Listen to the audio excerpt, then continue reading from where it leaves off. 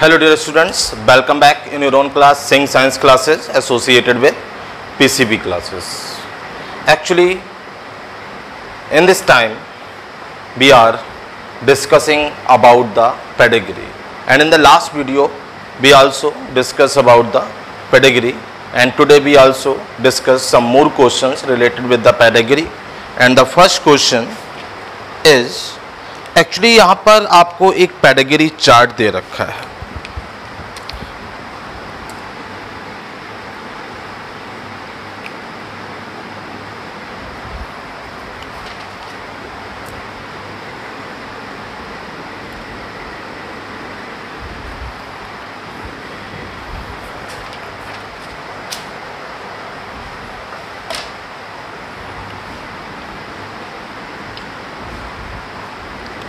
ये affected female, फिर then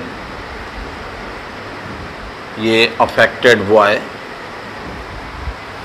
then यहाँ पर ये एक गर्ल है और इसकी मैटिंग कराई गई है, और फिर हमें मिल रहे हैं इनके थर्ड जनरेशन में ये पहला अफेक्टेड एक बॉय मिल रहा है हमें, और देन ये दो गर्ल हैं. तो इस क्वेश्चन में कह रहा है सबसे पहले कि इज द ट्रेट रिसेसिव और डोमिनेंट, यानी इसका जो पहला क्वेश्चन पूछ रहा है वो कह रहा है कि इज द ट्रेट डोमिनेंट और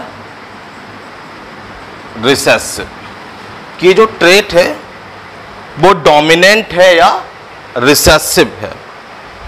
तो आप देखिए जनरेशन गैप है, और जनरेशन गैप है मतलब अगर हम देखें तो ये फर्स्ट जनरेशन है, ये सेकंड जनरेशन है, और ये अगली वाली ये थर्ड जनरेशन है, और फर्स्ट जनरेशन में नॉर्मल कंडीशंस दिख रही हैं. तो जब जनरेशन गैप होता है तो वहाँ पर कौन सा होता है ट्रेट? रिसेसिव ट्रेट होता है. तो इसका एक आंसर हो गया कि ये कौन सा ट्रेट हो गया? रिसेसिव ट्रेट हो गया. कौन सा ट्रेट हो गया? रिसेसिव ट्रेट हो गया. अब दूसरा क्वेश्चन पूछ रहा है कि is the trait sex linked और ऑटोसोमल, कि ये सेक्स लिंक्ड है कि ऑटोसोमल है. यानी सेकंड क्वेश्चन पूछ रहा है, ये क्या पूछ रहा है? बी पार्ट में, बी पार्ट में पूछ रहा है कि ये सेक्स लिंक्ड है या ऑटोसोमल है. तो आप देखो कि यहाँ पेरेंट नॉर्मल दिख रहे हैं, और हमने बताया था कि जब आपको पेरेंट नॉर्मल दिखें और यहाँ पर आपको ये गर्ल और ये मेल बॉय दोनों अफेक्टेड मिलते हैं, उस केस में हमेशा क्या होता है? ऑटोसोमल होता है. तो ये कौन सा हो गया? ऑटोसोमल हो गया. क्या हो गया? ऑटोसोमल. तो हम फाइनली देखें तो हमें क्या निकल के आ गया कि ये जो डिजीज़ है ये कौन सी है? ऑटोसोमल रिसेसिव हो गई. ये क्या हो गई? ऑटोसोमल रिसेसिव हो गई. इसके थर्ड पार्ट में पूछ रहा है, इसका जो सी पार्ट है, सी पार्ट में क्या पूछ रहा है? चाहो तो आप लोग कॉपी में नोट कर लीजिए. कह रहा है give the genotype of the parent and generation 1, यानी जो जनरेशन 1 है, तो जनरेशन 1 कौन है? पेरेंट है. तो कह रहा है इन पेरेंट्स का जीनोटाइप बताइए. क्या बताइए? इन पेरेंट्स का जीनोटाइप. तो ये कौन सी डिजीज है? ऑटोसोमल रिसेसिव डिजीज है. तो एक बात याद रखिएगा, जब हम इनके एलील्स फाइंड आउट करते हैं तो ऑटोसोमल रिसेसिव का मतलब है कि अगर कैपिटल ए कैपिटल होगा तो ये नॉर्मल कंडीशन होगी, कैपिटल ए और स्मॉल है तो ये भी नॉर्मल की तरह दिखेगा, या ठीक है, और स्मॉल ए स्मॉल है तो ये इसमें डिजीज़ होगी. इसमें क्या होगी? डिजीज़. ये कैरियर तो होगा, तो डिजीज़ के लिए क्या होना चाहिए? स्मॉल ए स्मॉल ए. तो सिंपल सी बात है. तो इसका मतलब कि यहाँ पर ये डिजीज़ वाले तो है नहीं, नॉर्मल इसलिए नहीं बोल सकते स्मॉल कैपिटल ए क्योंकि अफेक्टेड मिल रहे हैं, तो इसके एलील्स हो गए कैपिटल ए स्मॉल ए। क्या हो गए? Capital A small A. अब इसी में सी पार्ट में कह रहा था जनरेशन फर्स्ट में पेरेंट का जीनोटाइप क्या है, तो पेरेंट का जीनोटाइप हो गया capital A small A, capital A small A, यानी मदर का कैपिटल ए स्मॉल ए और जो फादर है वो कैपिटल ए स्मॉल ए। ठीक है। फिर इसी क्वेश्चन में एक थिंग और पूछ रहा है, कह रहा end of their third and fourth child in generation second. तो कह रहा ये जनरेशन सेकेंड है, तो कह रहा इस जनरेशन में जो इनका कौन सा चाइल्ड है, इसमें जनरेशन फर्स्ट में give the genotype generation first end of their third and fourth child in generation. कह रहा सेकेंड जनरेशन में इस थर्ड चाइल्ड का और इस फोर्थ चाइल्ड का, यानी सेकेंड जनरेशन में जो इनका थर्ड चाइल्ड है और जो फोर्थ चाइल्ड है उसका जीनोटाइप बताइए, उसका जीनोटाइप बताइए। तो अब देखिए इनके बच्चों के जीनोटाइप क्या होंगे। तो एक सिंपल सी बात है कि अगर आप देखो तो ये अफेक्टेड है, तो अफेक्टेड के केस में क्योंकि रिसेसिव है तो इसके एलील्स हो गए स्मॉल ए। तो थर्ड चाइल्ड का जो जीनोटाइप हो गया वो क्या हो गया? स्मॉल ए हो गया। फोर्थ चाइल्ड क्योंकि यहाँ पर हमें एक अफेक्टेड मिल रहा है तो कैपिटल ए कैपिटल वाई वाला तो नहीं हो सकता, तो क्या होगा? कैपिटल ए स्मॉल ए। तो ये आपका क्वेश्चन कंप्लीट हो गया एक। और अब मूव करते हैं हम किधर? नेक्स्ट क्वेश्चन की तरफ। देखते हैं नेक्स्ट क्वेश्चन क्या है। चलिए नेक्स्ट क्वेश्चन की तरफ मूव करते हैं।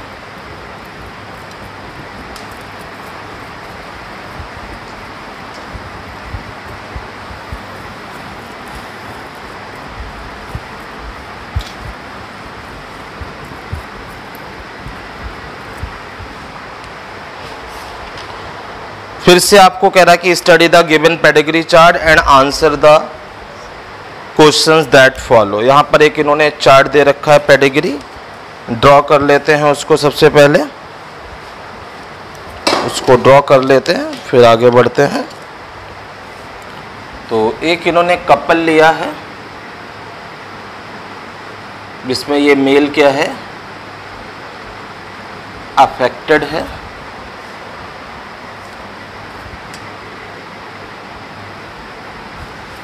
फिर इनके 4 बच्चे इन्होंने शो किए हैं।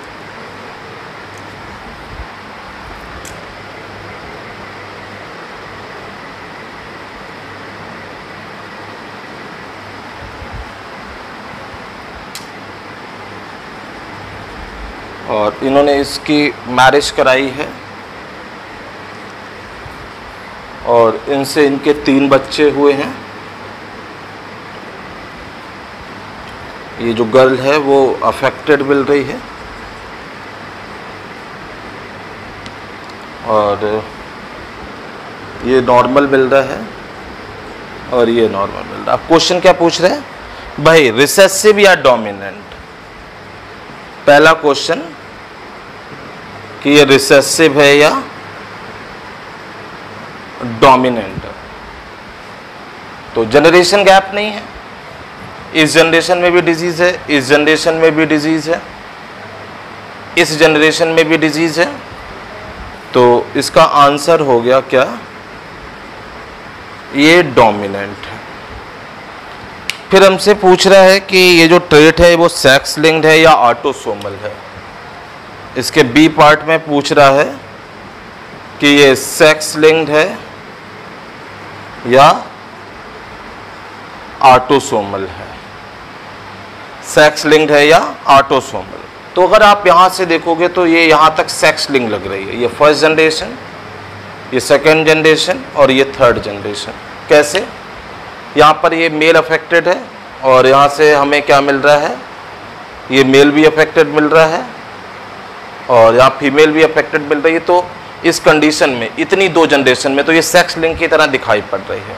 लेकिन क्योंकि हमें पूरे पेडिग्री चार्ट से मतलब होता है तो यहाँ पर ये सेक्स लिंक नहीं हो रही।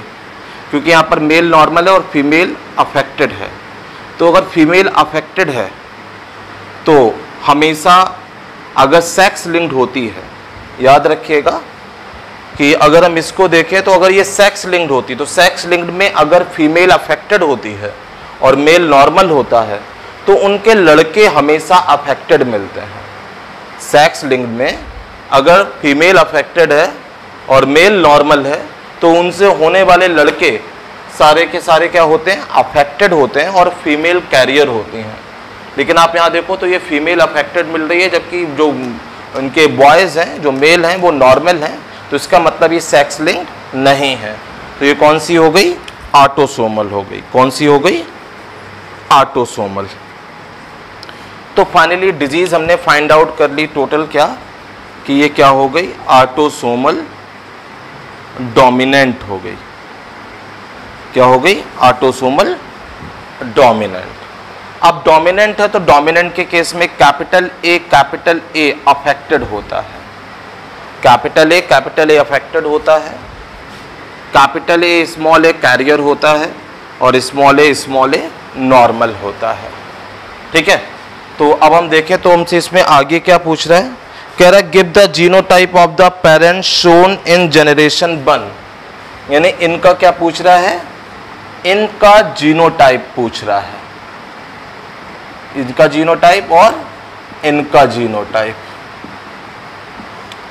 तो इसका जीनोटाइप क्या होगा, इनका जीनोटाइप, क्योंकि अफेक्टेड है तो इसका जीनोटाइप क्या हो गया, कैपिटल ए। यानी ये हो गया कैपिटल ए। क्योंकि यहाँ हमें लड़के अफेक्टेड मिल रहे हैं तो ये कैपिटल ए स्मॉल ए। ठीक है, फिर कह रहा है and there third child shown in generation second. Third child, इस जनरेशन में जो थर्ड चाइल्ड है इसका जीनोटाइप, तो ये अफेक्टेड है तो कैपिटल ए हो गया इसका। और क्या पूछ रहा है इसमें, और इसमें पूछ रहा है and the first grand child shown in generation third generation में जो फर्स्ट ग्रैंड चाइल्ड है, तो फर्स्ट ग्रैंड चाइल्ड ये है तो इसका भी क्या हो गया, कैपिटल ए। लास्ट वाला क्वेश्चन क्या था ये सुन लीजिए और चाहो तो नोट कर लीजिएगा। कह रहा है give the genotype of the parent shown in generation first and their child shown in generation second and the first grand child shown in generation third. तो ग्रैंड थर्ड में फर्स्ट ग्रैंड चाइल्ड ये हुआ, second generation में third child ये हुआ, और parents का genotype find करना था और हमने ये फाइंड आउट कर लिया। इसको आराम से करिएगा, वीडियो को चाहो तो आप 1 या 2 बार देख लीजिएगा तो आपको आसानी से ये हो जाएगा। कंफ्यूज बिल्कुल भी मत होइएगा, और अगर कोई दिक्कत हो तो एक दिन हम और इसको बता देंगे।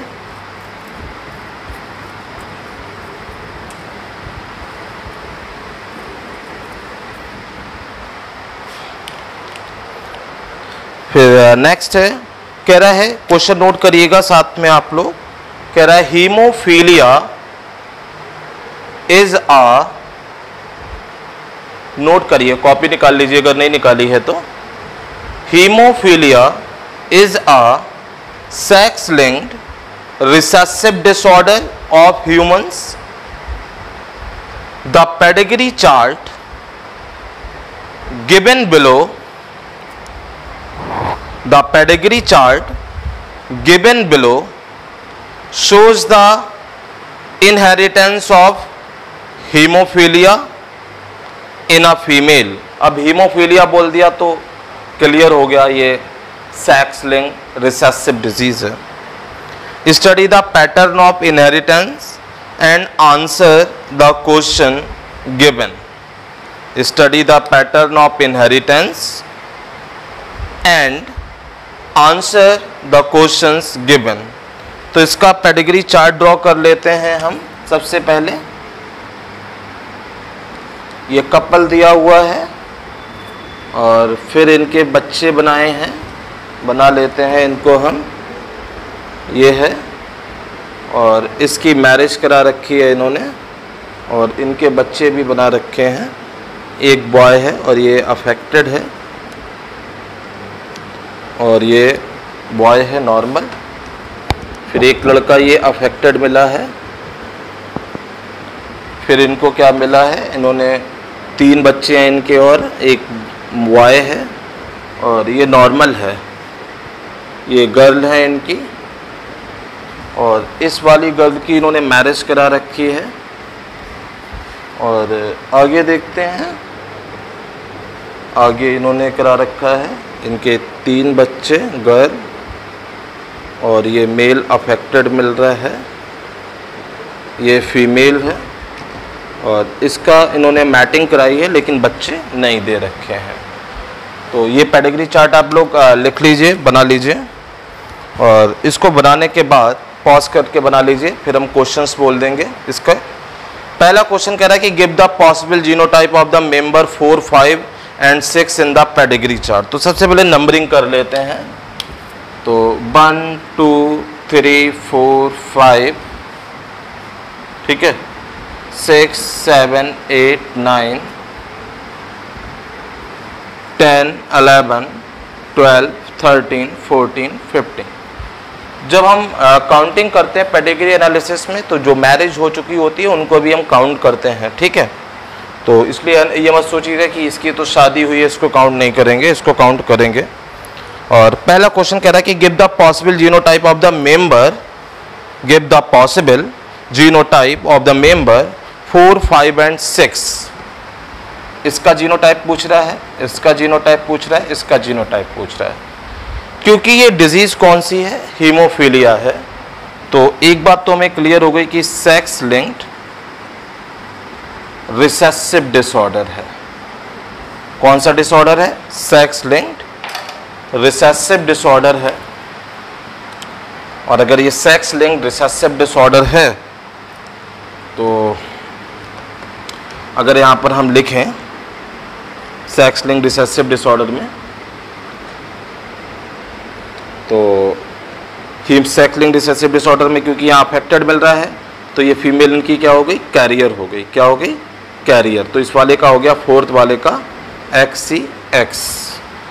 ये मेल अफेक्टेड मिल रहा है, तो मेल अफेक्टेड इसी कंडीशन में होता है, याद होगा आप लोगों को। और ये 6 का, तो मेल हमेशा नॉर्मली होता है, तो इसका XY हो गया क्योंकि सिर्फ स्क्वायर बना है। फिर कह रहा आ blood test shows in the individual 14 is a carrier of haemophilia. जो 14 है, कह रहा इसको हीमोफीलिया है, इसको क्या है, हीमोफीलिया।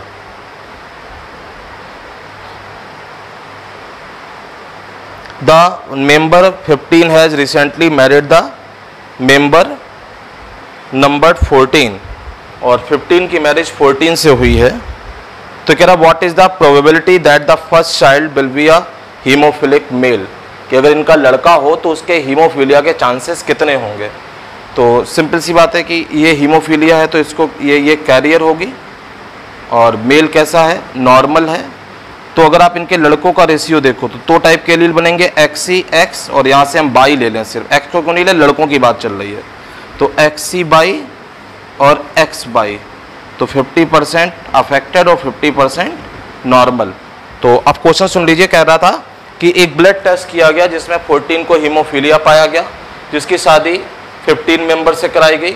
तो कह रहा जब इनका लड़का होगा तो जो लड़का होगा उसके हीमोफीलिया के होने के चांसेस कितने होंगे, तो 50% होंगे, ठीक है। तो ये आई थिंक सो आपको समझ में आया, ना समझ में आया तो आप बताइएगा। तब तक के लिए मिलते हैं, थैंक यू सो मच।